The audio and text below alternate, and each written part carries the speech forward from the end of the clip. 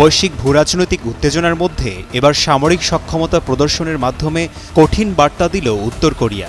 রাজধানী পিয়ংইয়ংয়ে নিজেদের সর্বাধুনিক ও ভয়ঙ্কর অস্ত্র প্রদর্শন করে যুক্তরাষ্ট্র ও দক্ষিণ কোরিয়াকে সরাসরি হুঁশিয়ারি দিয়েছেন কিম জং উন।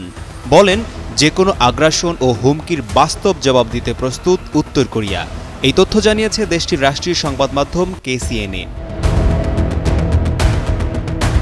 সংবাদ মাধ্যমটি বলছে, শনিবার রাজধানী পিয়ংইয়ংয়ে আয়োজিত ডিফেন্স ডেভেলপমেন্ট 2025 প্রদর্শনীতে উন্মোচিত হয়েছে আন্তঃমহাদেশীয় ব্যালিস্টিক ক্ষেপণাস্ত্র, ক্রুজ মিসাইল, সাঁজোয়া যান ও ড্রোন সহ একাধিক নতুন প্রজন্মের অস্ত্র।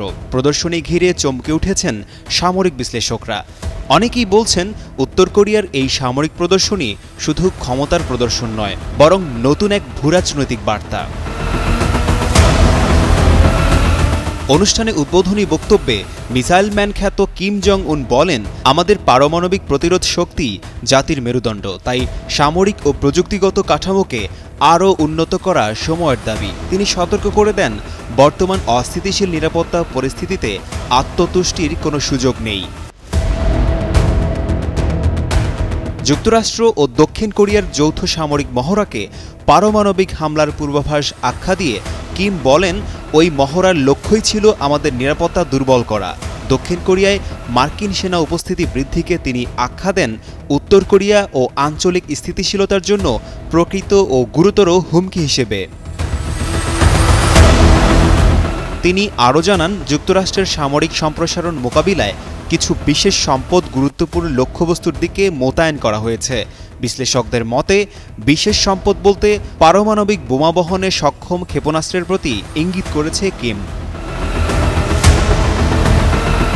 আসছে 10 অক্টোবর শাসক দল ওয়ার্কার্স পার্টির ৮০তম প্রতিষ্ঠাবার্ষিকী উপলক্ষে পিয়ংইয়ংয়ে বিশাল সামরিক কুচকাওয়াজের প্রস্তুতি নিচ্ছে। আন্তর্জাতিক বিশ্লেষকদের ধারণা, সেদিন প্রকাশ পেতে পারে উত্তর কোরিয়ার হোয়াসং 20 নামের পরবর্তী প্রজন্মের ICBM ও নতুন গোপন অস্ত্র। বিশ্বের শক্তিধর রাষ্ট্রগুলো যখন পারমাণবিক ভারসাম্য রক্ষার দৌড়ে ব্যস্ত, তখন উত্তর কোরিয়ার এই প্রদর্শনী যেন এক নতুন অস্ত্র প্রতিযোগিতার সূচনা। আশিকুর রহমান, যুগান্তর নিউজ।